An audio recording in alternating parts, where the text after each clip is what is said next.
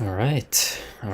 So we're back, and I'm quite a ways east of my usual Eden, but it is still quite beautiful here.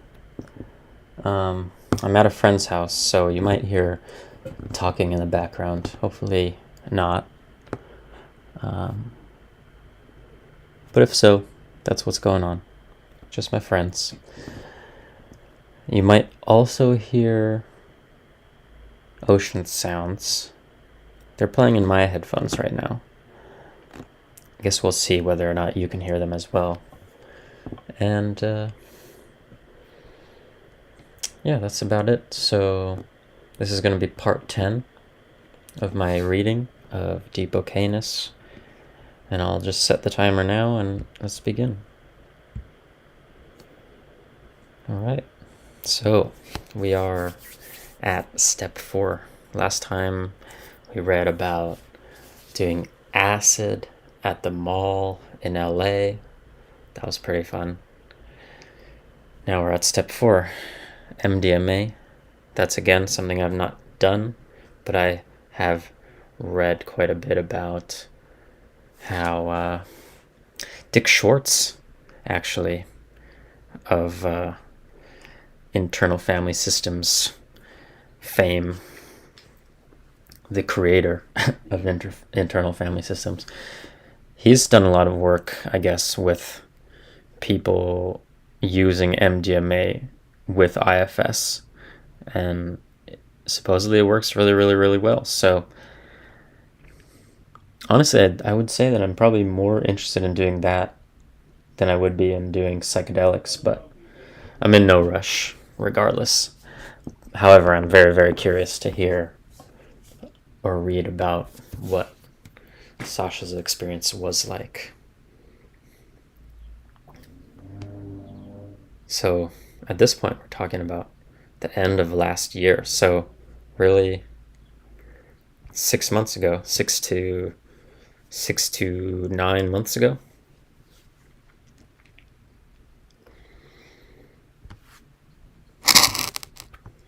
Okay, I remember I was wondering about what it was like after Sasha's acid trip, since he had seemed to gotten to a point where the acid wasn't affecting him anymore because of the emotional release that he had, or however you want to describe it. It was like the acid kind of just went away, and I was curious to hear about what it was like then to come off the acid, whether there would be any difference. So it sounds like he's talking about here.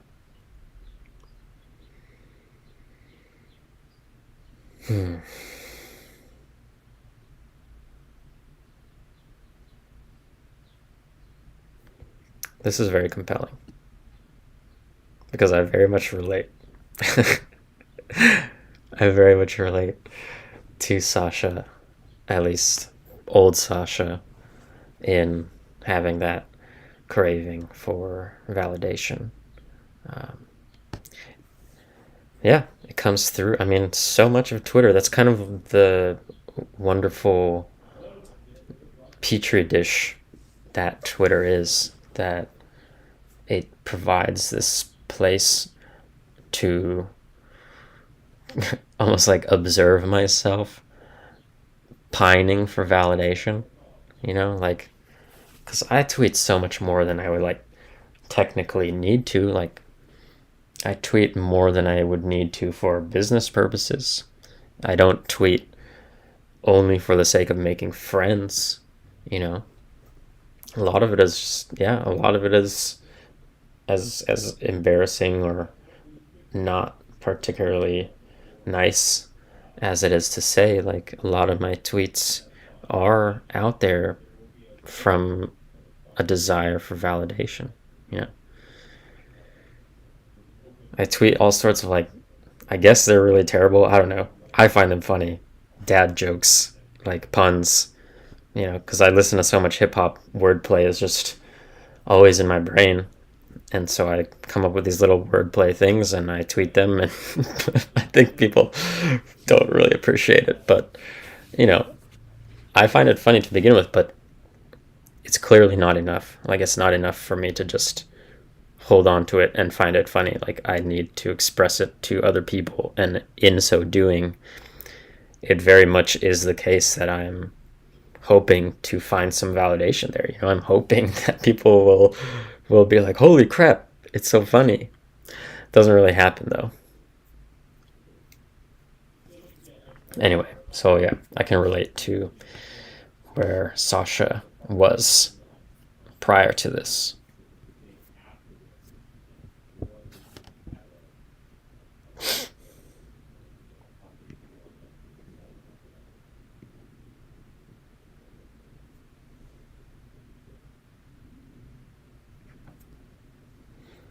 I was listening to a freestyle by a young rapper named Marlon Craft yesterday, and he had a line about how he almost has no more motivation to write songs anymore because I guess he's been doing a lot of internal work, and he just realizes that the validation is really not that, it's not that great to even get it. Like, it's not such a great thing after all. And so it's like, yeah, that can be a tricky thing of like, the validation can be something that drives you. Sometimes it can drive you really, really far. But if you get to a point where you kind of don't really want the validation anymore, or it becomes shallow to you, or whatever, however it is, if that was your main motivation to do work in the past, it could definitely happen that you just sort of, you're like, okay, well, now what? Why do anything? And I can imagine that being a confusing place to be. And I guess I've been through that. It goes up and down. Lately, I guess I have been craving more validation.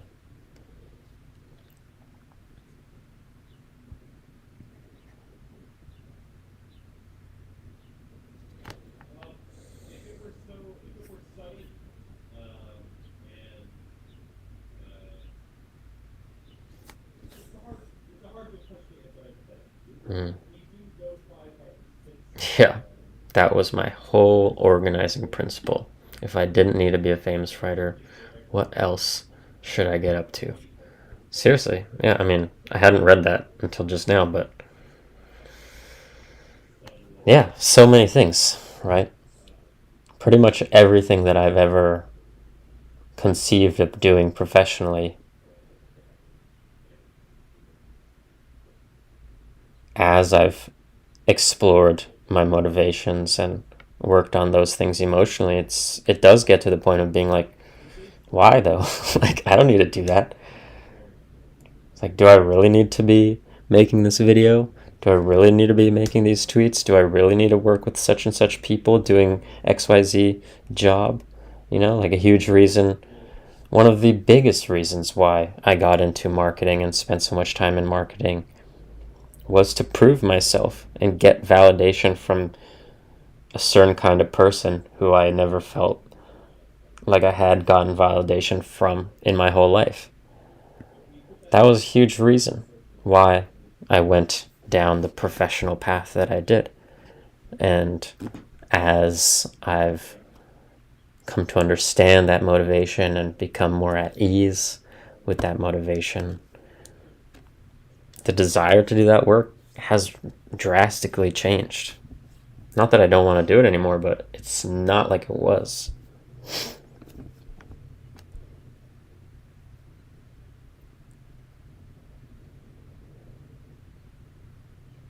But it's also freeing, right? Because he's like, what else should I get up to? Suddenly you can think about all these new possibilities. Trying to think of the specific line, but I was doing another video reading the lyrics from Saba. I'm just pulling it up right now, so you can probably see this. I can't remember the actual line, but he says something about, there being a time when he felt like there was only one path forward. And I remember reading that and commenting on it. I was like, yeah, definitely when I came out of college, it felt like there was only one path forward, and that was directly away from who I thought I was, because I was so ashamed of who I thought I was. And so, yeah, there was only one path, and that was in direct opposition to, the path was toward being the opposite of who I thought I was. And the more I've become at ease with who I am, and the more I've come to appreciate who I am and enjoy who I am, the more paths open up, really, because it's not, the path no longer needs to just be escape from me. There are way more options for how I could spend my life.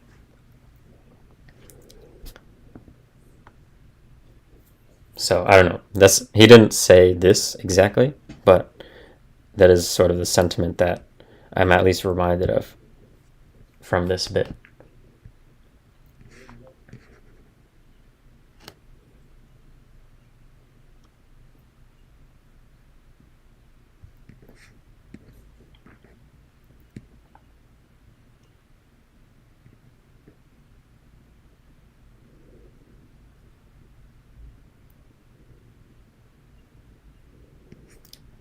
To be honest, I don't actually follow Nick Camarada very closely at all. Toshin, yeah. I wish I knew Toshin better, but Nick I don't really follow. I just see that other people, respond to him and quote tweet him a lot. But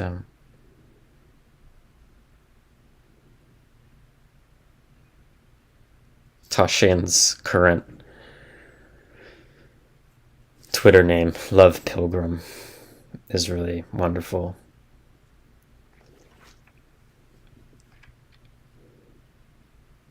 Definitely a very loving presence on Twitter and in real life. So I'm definitely grateful for him.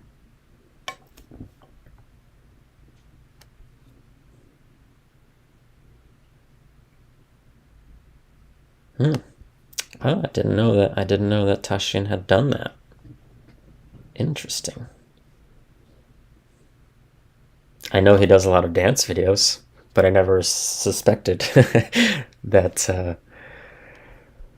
I never suspected that those dances might be under the influence. No, probably not. Probably they're not. But I don't know if you've ever seen that video of him walking down the sidewalk, Toshin, Love in the Universe, where he's shooting laser beams out of his hands. I mean, I never know. MDMA can give you superpowers. It's a good thing I don't have my camera on, because I was just trying to do his dance, but I don't think I can do it.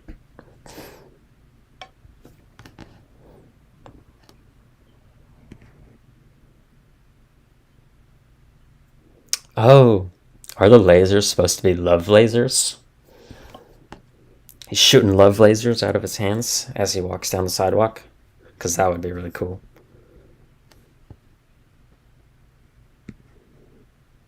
This also reminds me of the classic improv game Zip Zap Zop, where you stand in a circle with your class and you go zip, like point at another person and catch them, make eye contact with them, and you send them the zip, and then they have to send someone else the zap, and then they send someone else the zop, and you just go around the circle, zip zap zop, as fast as you can. And sometimes there are multiple zip zap zops going on at the same time. It's just like the most fun thing Fucking improv is so much fun. So much fun. One of my favorite things that I've ever done. Ever.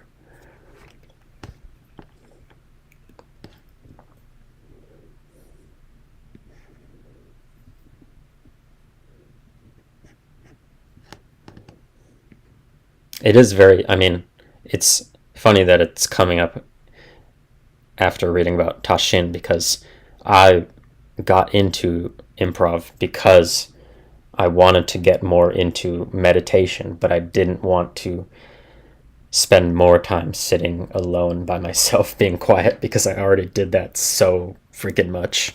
And improv is like pure presence while being engaged with and having fun with other people. It's a beautiful thing.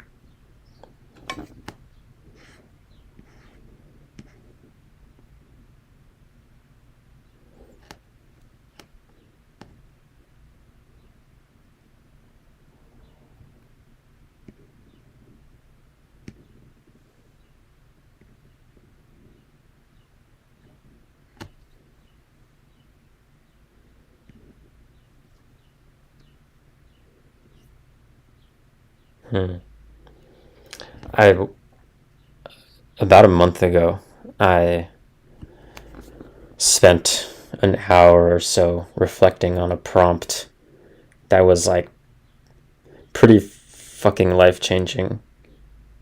And I guess it was only so life-changing considering everything that I had done up to that point, but like the prompt was, what would you do and who would you be if you didn't have to earn or secure your existence? Because it is such a real thing, like that we feel like we have to earn our right to exist. And then, having earned it, if we ever do, we have to secure it. We have to like hold it down and keep it safe and make sure it doesn't escape. Like our existence is just going to go away unless we like batten down the hatches. So it was a very, very, very, life-changing prompt to spend time with. What would you do and who would you be if you didn't feel the need to earn or secure your existence? Highly recommend it.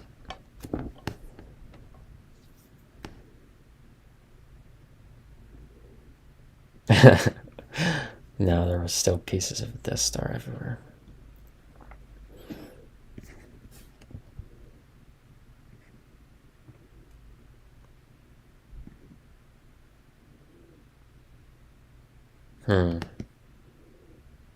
That sounds nice. Interesting. While on MDMA, huh? I've been having some pretty good experiences in a hot tub recently, but not under the stars and not on MDMA.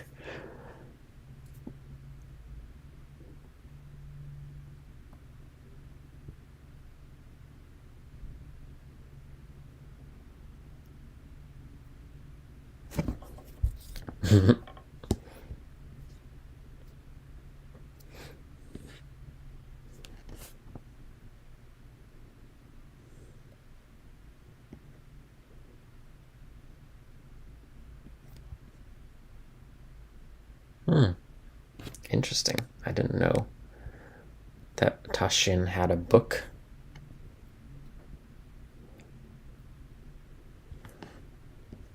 Hilariously powerful. I like that. Something that I've realized that like always really attracts me to people, and I don't mean like in a romantic or sexual sense, but like when I'm listening to like a teacher, the quality of their laugh is something that really draws me in. Because a laugh, so much of the quality of a person's being and like where they're at emotionally comes through in their laugh. Like if it's really free and light, it just says something. You know, like if you've ever heard the Dalai Lama laugh, there's a great video of Dalai Lama and like some other religious leader discussing like the differences in their philosophical points of views, and they're just like, yep, it's different, and then they just start cracking up, and it's the most beautiful, compelling thing. And whenever I see a glimpse of that kind of laughter in somebody, it's always like a very good sign. Or to me, it's like, this person is worth learning from.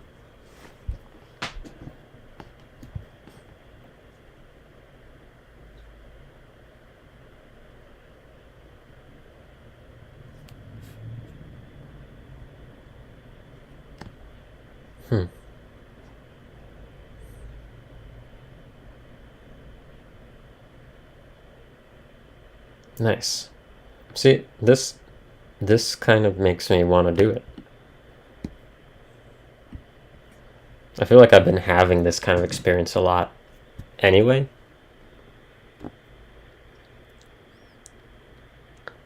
But to do it in this way and really elevate it seems pretty sweet. I don't know. I guess I still have I have a hang up about like doing it myself, like in, I guess, yeah, when it comes to emotional work and whatnot.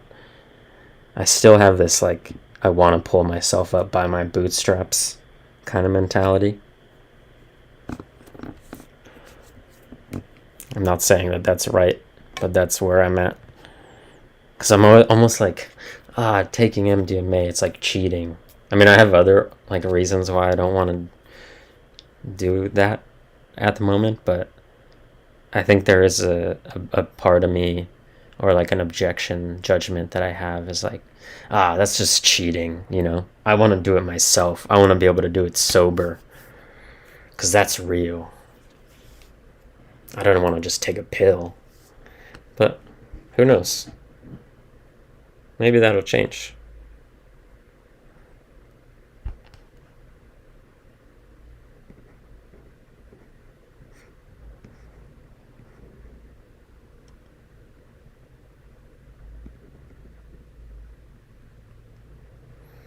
Got lost in my devices. Yep. I know how that goes.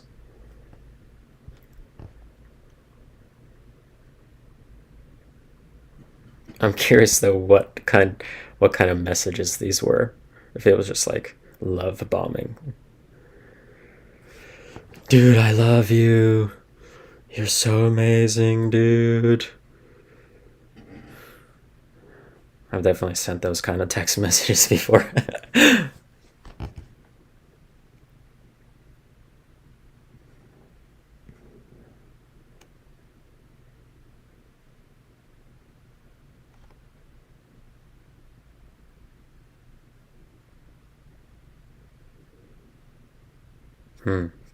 Default self-suspicion to default self-acceptance. Honestly, yeah, articulated in that way, I definitely feel like that's where I'm at. Especially in the last 1 to 2 months, like more than ever. Default self-acceptance.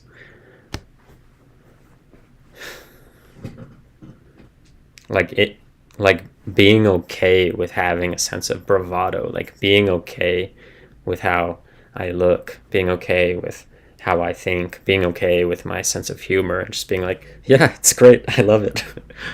You know, not everyone loves it, but like, I love it. It's basically been where that's been where that has been where I have been at for a couple months now.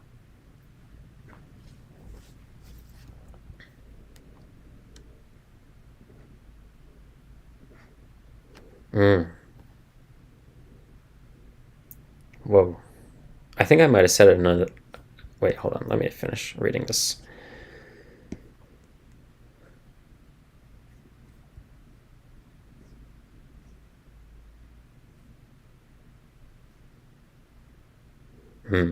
Okay, yeah. So just looking at this, I might have said it in a previous video, but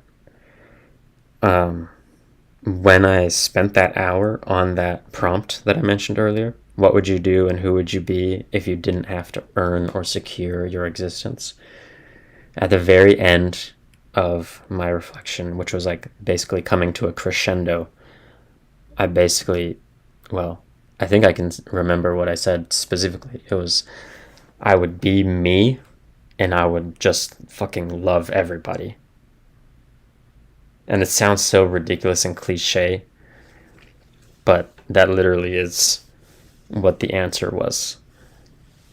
If I didn't have to prove or if I didn't have to earn or secure my existence, I would be myself to the greatest possible extent, and I would love everybody likewise. And I meant it so much, and I still mean it. I still feel that.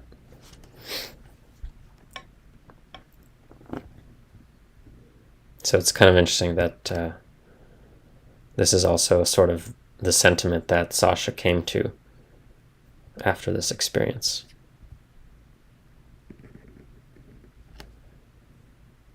But interesting with him, this question of like, do you have the courage to be? That never came up for me, of do you have the courage? I don't know. Honestly, I never really wondered that. Do I have the courage to do X, Y, Z? I don't know. I'm not sure why I don't think about courage very much, but I don't, for some reason.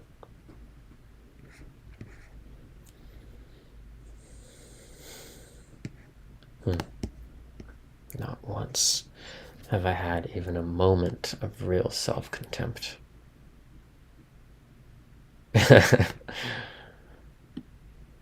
This is what, like, internal BDSM, IBDSM.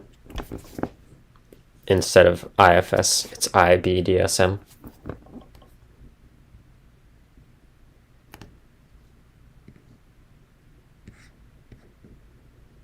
You know, I'm wondering if I could finish the article in this video. I might try to do it. Could I? Oh yeah, hell yeah. Because a lot of that space down there is just comments. I could do it. I'm gonna finish it finally on number 10. All right. Additional commentary. Let me just check that I'm still recording. Yep. So back to loving awareness. I don't think I even realized Jake Orthwin. I tweeted recently quoting Jake and Sasha in the same tweet, and I didn't even realize that they were friends. Weird.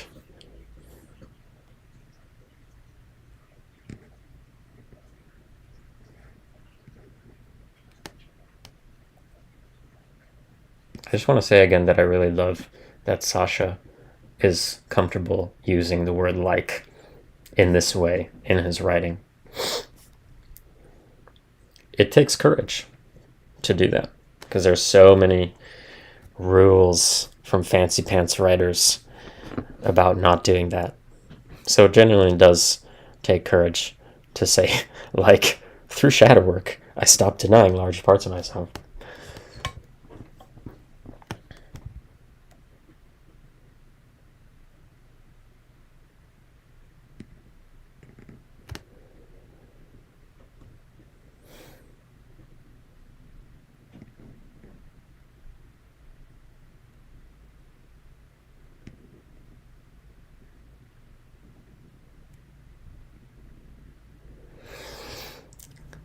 Before I keep going on, wait, the organizing principle being, loving awareness. Love has been,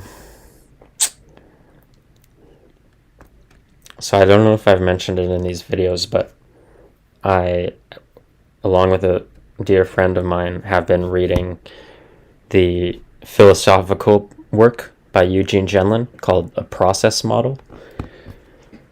And he has yet to explicitly talk about love in it, but reading it closely with my friend like literally sentence by sentence, trying to make sure that we understand everything. It has inspired us to think about love a lot. So love has been, I mean, it's so corny and it's so cheesy and it's so cliche, right? That like people say love is the most important thing and all these things, like God is love, all these things, but like really love is coming up as being like the thing, the thing, the organizing principle. Yeah, I mean, it does almost seem too easy. Like, haven't we just heard it a billion times for our whole life? But that's how cliches work. You have to arrive at them yourself. Yeah, that easy answer is also really hard. Love is not easy.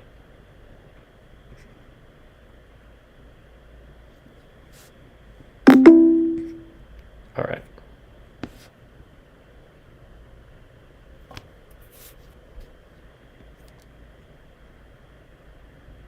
Yeah. Like back when I used to binge eat hardcore, a lot of the time when I would do it, I would watch Netflix. Because I was binge eating to distract myself from like pain, and then I was distracting myself from binge eating because I was so fucking ashamed of doing that. Yeah.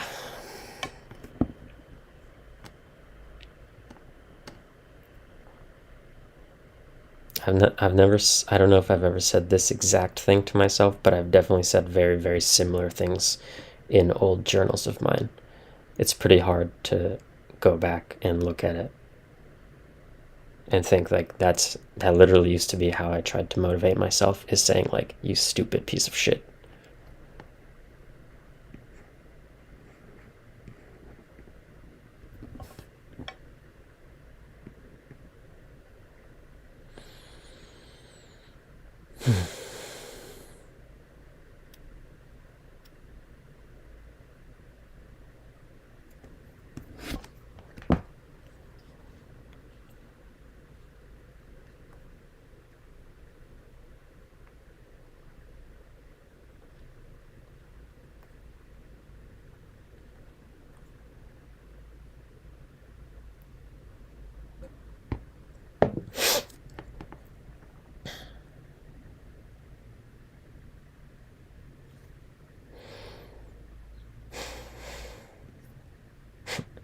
Yeah.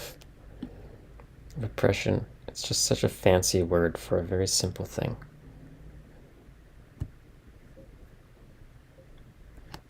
Compartmentalization, right? Put it in a box, put it in the closet of your mind, because I don't want to think about that shit.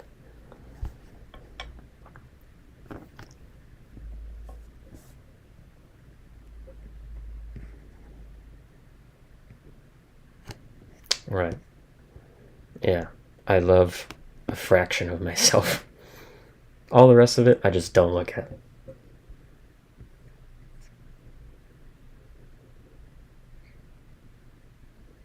I might have said it before, but I have a friend who told me that his mom sent him a box of photos from when he was a kid, like family photos and photos of him. And he's like so uncomfortable with his childhood. It was like such an unhappy time for him for the most part, that he didn't even want to look at the photos, and he literally, like not even metaphorically, but literally put it in the deepest corner of his closet so that it could be as far away from him as possible, you know? And that was like, hearing that, I'm like, holy fuck, like that is literally how some people literally themselves and their past, you know? And that's probably not that uncommon.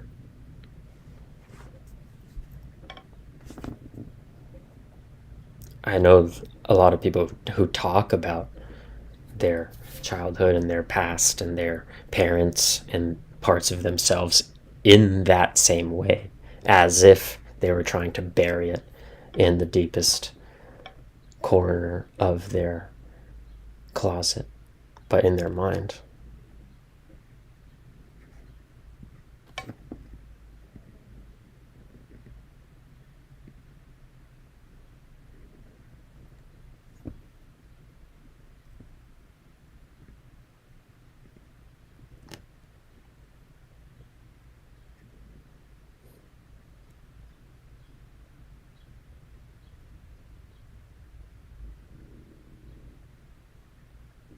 I'm curious if Stephen Porges has written about MDMA.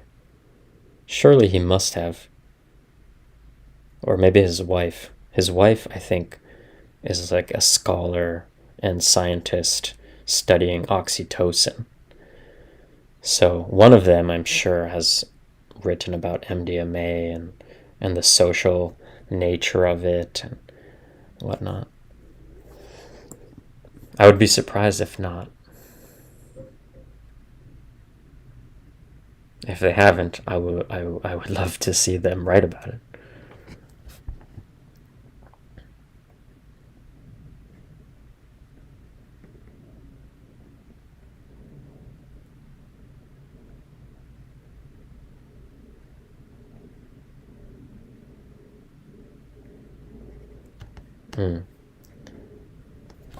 Waff, because Sasha has talked about, he's talked about perfume in this article, but I know he talks about it plenty just on Twitter, right? And he's using wafts here. Literally, it might even be in this video here. I don't know, some video I was watching recently by Eugene Genlin. He just says, he's like, are you smelling how this is making sense now? And I was like, that's cool. Do you smell the way in which this is making sense? Because, yeah, I mean, for Eugene Genlin to say that, it's not just silliness. Because Eugene Genlin is talking about how we create concepts and we think and we do focusing and we think at the edge, and it's not a logical process. And so the making of sense is not logical. So to use something like smell makes perfect sense, because it's not, you don't have to like make it work logically in your mind. It's something that comes in a very different way through your senses, through your body. Sense is in your body.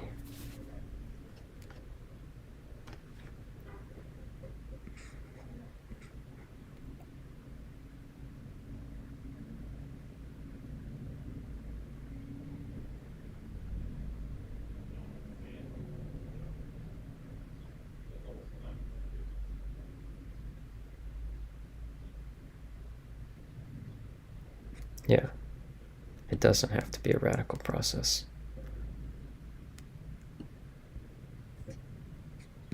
And I guess that's kind of like where I sometimes feel concern and objection around doing this kind of thing with drugs, or I don't like the word drugs, but like with MDMA or with psychedelics or something, is like, if you're doing it in this radical way, because this is such a deep thing, it's such a deep shift and such a deep change and transformation that you're making, right? It's not just in your brain. Like, your body is also involved and shaped by your emotional life. Maybe some people listening to this, well, probably not, because nobody's listening to this, but there are people who wouldn't agree with me in saying that. But our bodies are shaped by our emotional lives. Eugene Genlin, when it comes to the mind-body problem, he's like, it's not even a thing. There is no division. Like, it's not even, it's not like you have to switch it and you don't have to switch it and say body mind. It's not even a thing. We're one process. But yeah, so because all of this stuff is not just emotional, not just mental and intellectual, it's somatic, and the soma, the body, goes deep, goes very, very deep. And I wonder about, maybe you can have these radical and very quick shifts in your self-concept and stuff, but your body doesn't instantly change.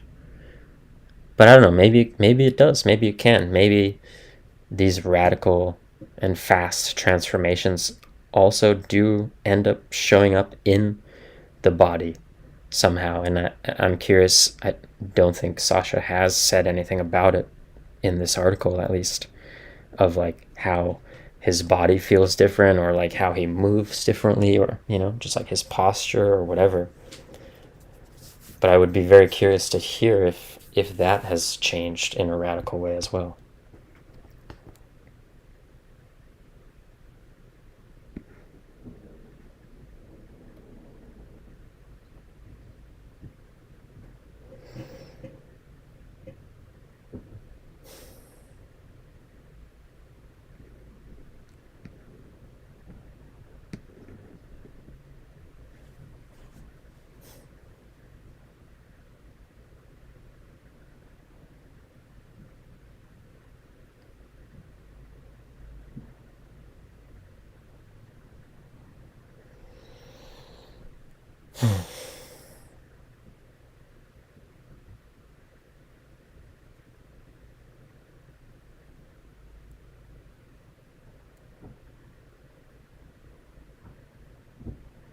All right. And very beautiful that this ends with a thank you. And you know what? I'm going to be very, very corny. I'm going to be very, very cheesy with this and end by playing, right? Since we've been talking about love.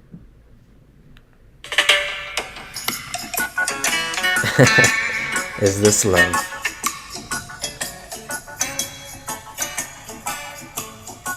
And this might get my video blocked, so I'm actually going to stop. All right. Well, this has been really fun. I'm glad that I read this way. And if you have listened to these videos, wow. I am impressed, and I'm fucking grateful, and please reach out and say hello, because you've spent a lot of time with me at this point, and I would love to know who you are and connect with you. So thank you very much, and thank you to everybody here. Yeah, all right. Until next time, whatever that is, take care.